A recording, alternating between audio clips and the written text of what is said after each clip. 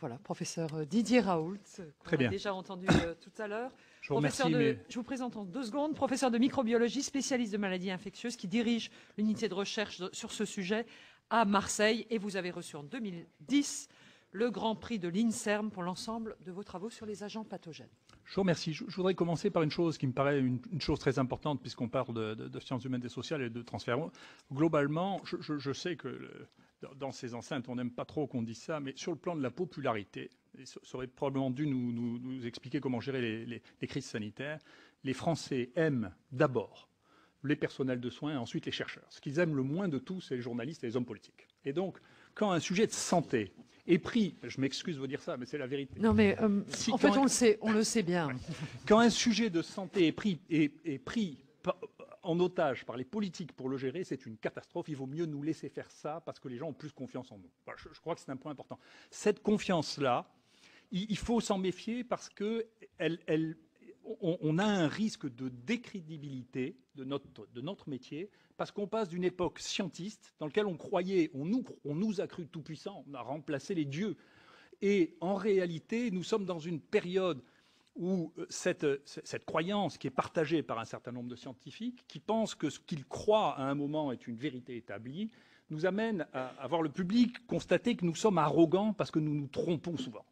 Et donc, moi, je suis en désaccord, mais comme souvent, avec un certain nombre de présentations ici. Vous voyez, tous les gens qui nous disent ce qui va se passer en 2020 et 2050 c'est comme mon voisin Nostradamus, ils essaient de prévoir des choses que personne ne peut prévoir. On ne sait pas. Donc, toute interrogation sur l'avenir doit commencer par on ne sait pas, mais si les choses se passent comme elles se sont passées dans le passé, la projection donne ça, mais la vie est pleine de surprises et d'événements chaotiques que nous ne pouvons pas prévoir.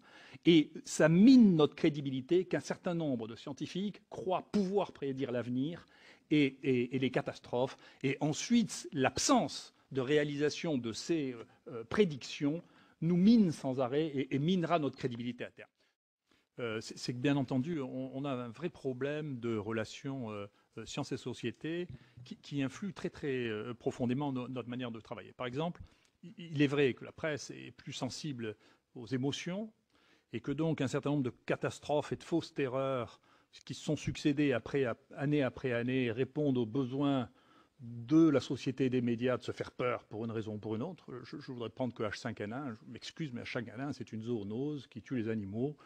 Il n'y a pas de transmission humaine. La prédiction, je vois votre papier, là c'est très intéressant, mais la transmission chez le furet ne préjuge pas de la transmission chez l'homme, c'est un fantasme, mais qui est un fantasme entretenu parce que les grands journaux, y compris les grands journaux scientifiques, Nature, Science, vivent de cette émotion qui excite tout le monde.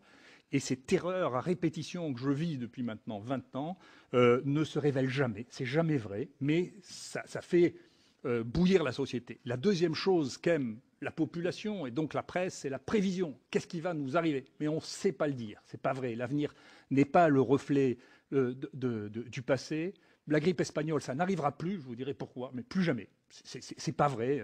Marx disait, si, vous voyez, je m'adapte au passage à la rougeur, à propos de Napoléon III, l'histoire se répète la première fois comme un drame, la deuxième fois comme une farce. C'est ce qui s'est passé avec la grippe espagnole.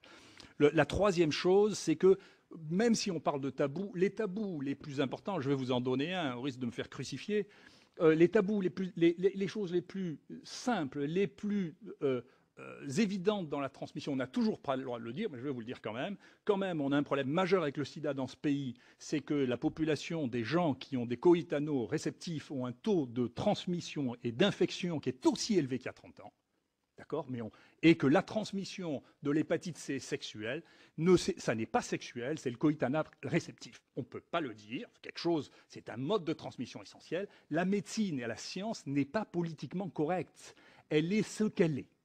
Et ça, il faut que nous puissions dire simplement les choses parce que nous ne pouvons pas rentrer en résonance avec les médias qui nous interdisent, y compris dans les meilleurs journaux. Mais on peut dire, une différence entre la France et l'Angleterre, quand quelqu'un arrive en urgence en Angleterre parce qu'il a eu peur d'avoir attrapé le sida, on lui demande s'il a eu un coïtanal réceptif pour lui donner ou non une prophylaxie. S'il l'a eu, il a une prophylaxie. En France, tous les gosses qui ont d'un coup la trouille parce qu'ils sont envoyés à l'air le samedi soir ont droit à une prophylaxie qui n'est pas justifiée par la connaissance scientifique. Donc voilà un élément majeur de relation avec notre société. Vous voyez, les tabous qui restent, qui sont infranchissables. Voilà un autre tabou, l'épidémie du choléra, un tabou de l'OMS d'ailleurs. L'épidémie du choléra, on sait depuis relativement tôt, tous les gens à Haïti savaient que c'était les soldats népalais qui avaient apporté, qui venaient d'un pays épidémique dans lequel il y avait une épidémie de choléra, qui sont arrivés, qui avaient des sanitaires qui étaient dans un état épouvantable. Et le travail qu'a fait Renaud Piarou n'a même pas été examiné par le Lancet parce que c'était tabou. On ne pouvait pas dire que c'était les bons soldats qui étaient venus pour faire du bien à Haïti, qui ont tué 10 000 personnes parce que les conditions sanitaires et la déclaration de l'épidémie de choléra à l'intérieur du camp de Népalais n'a pas été faite. D'accord ? Voilà des éléments majeurs qui ne sont pas mineurs, ça c'est des choses majeures. Notre rapport à la société fait qu'on ne peut pas dire ce que nous savons.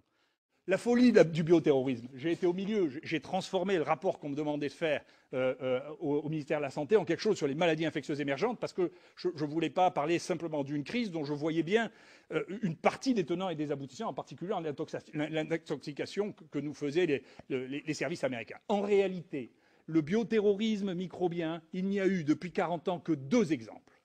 Un, c'est l'armée russe qui a développé dans un laboratoire P3 à Ekaterinbourg du charbon et qui a laissé s'envoler un nuage de charbon qui a tué au moins 100 personnes de sa propre population, elle s'est tirée dans le pied. Deuxièmement, c'est les Américains, dans le laboratoire de Fort Detrick, ont recruté un scientifique qui avait un très lourd passé psychiatrique, qui était fou en pratique, qui travaillait tout seul, qui a militarisé les choses, qui est ressorti de Fort Detrick avec des ports de charbon dans les poches et qui a envoyé ça à des hommes politiques et des journalistes, qui a fait un foin et qui fait que l'ensemble des pays qui travaillent sur les bactéries un peu difficiles sont empoisonnés parce que les Américains ont été incapables de gérer dans leur armée des armes qu'ils mettaient au point eux-mêmes et qui n'ont tué que leur population. Et à partir de ça, on ne peut plus travailler sur la peste, on ne peut plus travailler sur la tularemie, on ne peut plus travailler sur des maladies qui tuent vraiment les hommes, parce que tout ce fantasme a pris toute la société autour du bioterrorisme, qui n'a jamais été que de la très mauvaise gestion des 2 plus grandes armées du monde. Je vous signale d'ailleurs que c'est les mêmes armées qui ont le virus de la variole, qui est la chose la plus dangereuse du monde. Donc ça devrait amener à des réflexions sur la destruction des souches de la variole.